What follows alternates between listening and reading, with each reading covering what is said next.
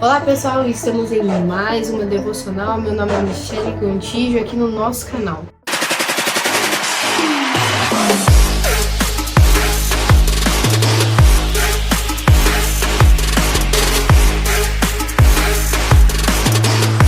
Você tem vivido o Jardim do Éden todos os dias?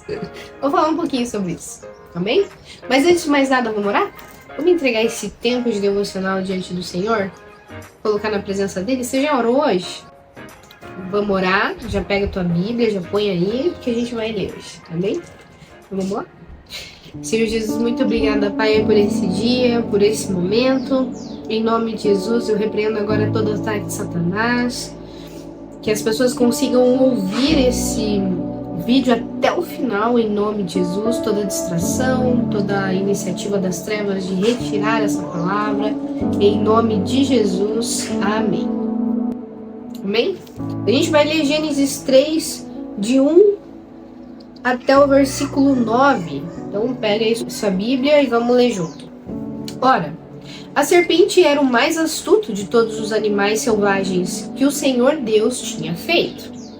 E ela perguntou à mulher: foi isto mesmo que Deus disse? Não comam de nenhum fruto das árvores do jardim? Respondeu a mulher à serpente: podemos comer do fruto das árvores do jardim. Mas Deus disse: não comam do fruto da árvore que está no meio do jardim, nem toquem nele, do contrário vocês morrerão.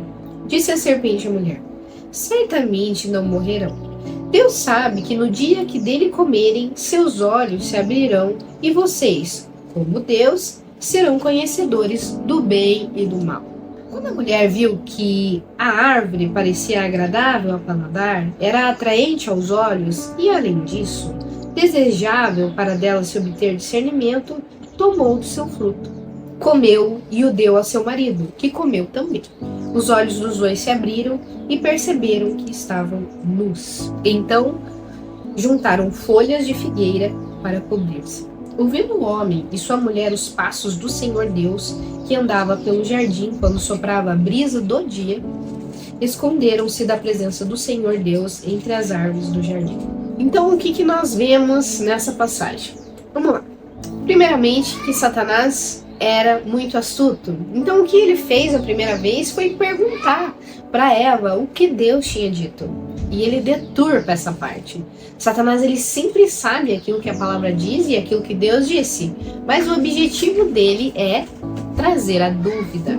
Então Satanás joga e fala assim para Eva: Eva, não foi isso que disse Deus? E aí, para que Eva responda e traga à luz algo muito curioso aqui. Quando Eva responde, Satanás vem e traz uma tréplica. O que ele quer dizer disso? Bobagem, Eva. Não tem motivo de você se preocupar com isso, porque você será como Deus. O que nós vemos na nossa vida, na vida atual nossa? Acontece a mesma coisa. Satanás, ele sempre vai trazer a lei de Deus e vai dizer para você: que bobagem, não tem problema nenhum. Vai retirar a autoridade de Deus, como ele fez lá no início, dizendo: não, claro que não. Isso é uma bobagem, né? Você será como Deus. E Deus sabe disso, por isso que ele não quer que você coma. Olha só, Satanás está retirando a autoridade de Deus, Criador de todas as coisas, e está dizendo para Eva que Deus não contou tudo. Está dizendo para Eva que Deus escondeu uma coisa que era bem importante. Satanás faz a mesma coisa conosco. Ele tenta esconder, ele tenta falar que Deus escondeu alguma coisa, retirando a responsabilidade e a potencialidade daquilo que Deus está colocando nas tuas mãos. Por que Satanás faz isso? Para que você caia no engano. Quando Deus te dá uma lei, por exemplo, sobre, vamos lá, uma coisa bem simples. Quando a gente fala sobre os 10 mandamentos, Deus está falando sobre relacionamento. As leis, as determinações são para que nós possamos nos relacionarmos com Deus e respeitarmos o próximo. Tudo que você está vendo é amar a Deus sobre todas as coisas e o próximo como a ti mesmo. Quando a gente olha aqui a queda e tudo o que aconteceu, Satanás implantou na vida ali em Eva uma dúvida sobre aquilo que a palavra que Deus estava dando efetivamente era importante. E naquele momento, Eva olhando para aquele fruto, pensa assim: puxa vida, eu deveria experimentar, porque ele é agradável aos meus olhos, ele deve ser bom ao paladar.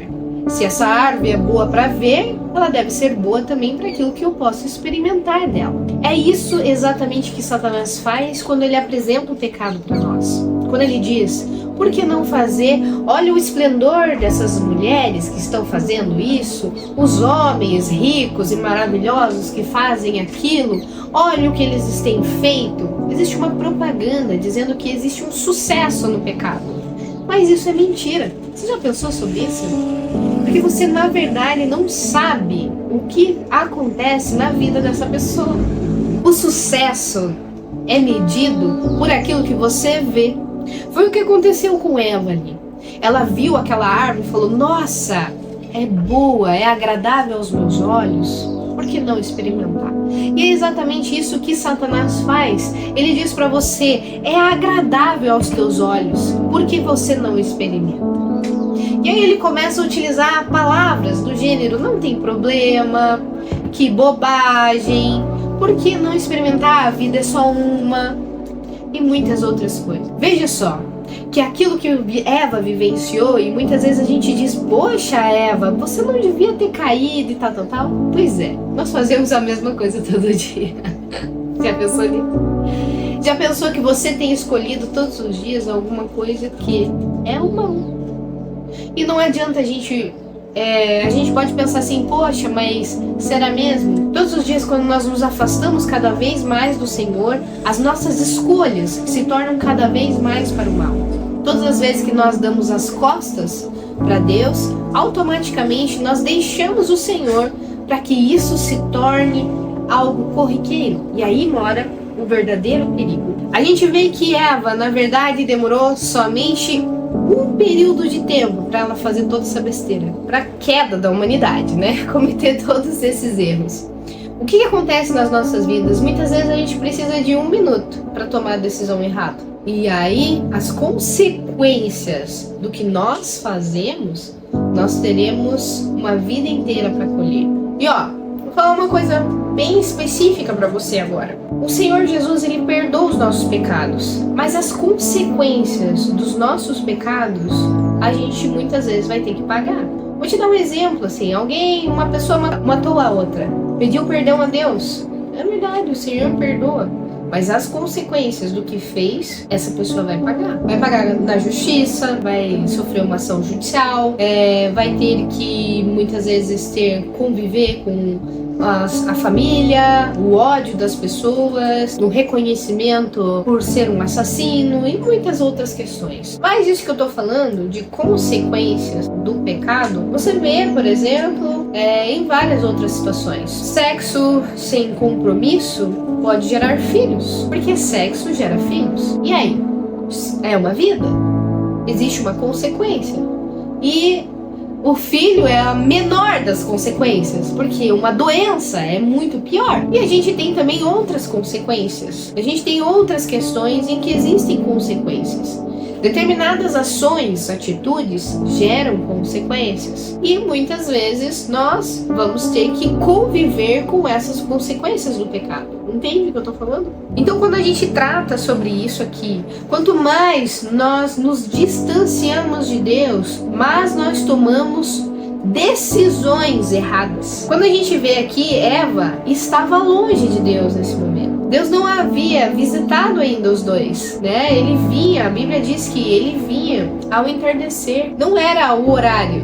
Então Satanás foi justamente no horário em que Deus não estava ali pessoalmente. Então ele vem e coloca uma dúvida, mostra a ela a graciosidade, faz uma propaganda sobre a árvore, coisa que ela não tinha olhado e prestado atenção até aquele momento, porque ela não tinha visto que aquela árvore era agradável aos olhos nem ao paladar. Ela não tinha prestado atenção assim. E aí ela pega e fala: vou comer desse fruto. Quando a gente olha para isso, é exatamente o que as trevas fazem conosco.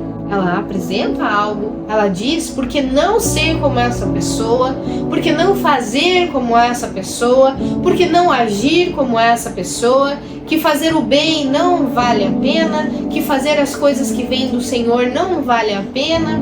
E aí você começa a engolir aquilo e até que você começa a agir em prol disso. E quando a gente começa a agir em prol do pecado, as consequências viram, é inevitável. Falando um pouquinho sobre o livro Se Eu Fosse o Diabo, Como Destruiria Você, nós vimos que o primeiro ponto que Satanás faz é colocar dúvidas sobre a autoridade de Deus, sobre aquilo que Deus é nas nossas vidas, aquele que diz que tem o melhor para nós, o melhor por nós.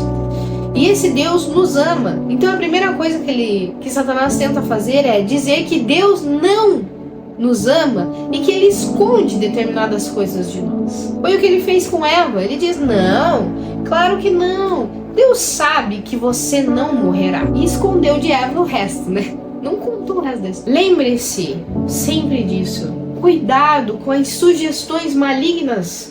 Aquilo que são sugestões para não só te derrubar, mas te levar a consequências. Porque na hora em que você estiver pagando essas consequências, Satanás, vai fugir e vai deixar você para pagar o pato. Sabe por quê? Porque é você que tem alguma coisa para pagar. Nós pagamos com a nossa vida, porque a Bíblia diz que o salário do pecado é a morte. Então nós temos algo a entregar. Satanás já está morto. Satanás, a sentença dele já veio. Agora a nossa ainda não. Nós temos o direito à vida eterna. Se nós aceitamos Jesus como Senhor e Salvador das nossas vidas, nós temos o direito à vida eterna. Porque Jesus é a vida. Ele é o caminho, a verdade e a vida. E se ele é o caminho, a verdade e a vida, só ele, só Jesus disse isso. Ninguém mais teve a capacidade de dizer algo tão profundo e tão forte. Se Jesus disse que ele é o caminho, a verdade e a vida, então pode apostar que ele é. Satanás nunca disse que ele é o caminho, que ele é a verdade, que ele é a vida. Pelo contrário, ele disse que ele é o pai da mentira e tem mentido desde o início da nossa criação, porque ele já existia, ele já tinha caído, ele já tinha tentado ser como Deus. Mas ele quer que nós desejemos ser muito mais do que Deus. Por isso que o ego inflado, o orgulho, são armas poderosas que Satanás utiliza contra nós para nos destruir. Então é isso que eu queria trazer para você. Se você se entendeu essa mensagem e fala assim, não, Michele, entendi isso aí. Entendi o que você quer dizer. Dá seu like, compartilhe com seus amigos. Leve essa palavra para outras pessoas que têm caído em armadilhas das trevas, que têm vivenciado essas consequências. Não deixe passar. Essa pode ser, inclusive, a salvação de alguém que vai fazer uma grande besteira amanhã ou depois. Amém? Mas eu quero orar por você.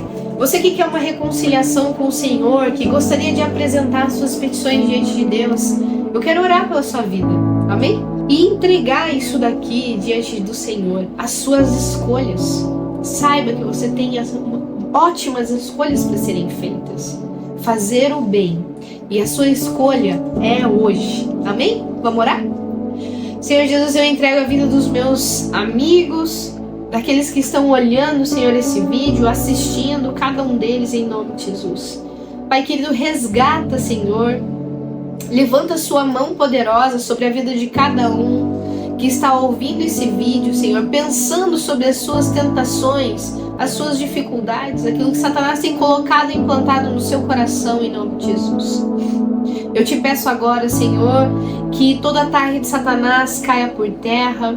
Também eu oro, Pai, sobre mentiras que parecem verdade, em nome de Jesus. Pai querido, que tudo aquilo que são mentiras, mas que parecem verdade, que isso seja apresentado, Senhor, que seja destruído em nome de Jesus, para que essa pessoa possa entender o que é a verdade. A verdade que vem de Ti, Jesus. A verdade que está nas Tuas mãos, em nome de Jesus. Também te peço, Senhor, que toda mentira de Satanás, daquilo que tem levado pessoas à destruição, eu repreendo agora em nome de Jesus, que haja salvação. É o que nós te pedimos e desde já te agradecemos, em nome de Jesus. Amém. Amém, pessoal? Também só fazendo um convite para você conhecer o livro Se Eu Fosse o Diabo, Como Destruiria Você. Tá aqui nesse link aqui embaixo, você pode clicar ali, você vai ter... É o próximo lançamento da editora Cid. É muito bom esse livro, vale a pena a leitura. Então é isso, pessoal. Até mais.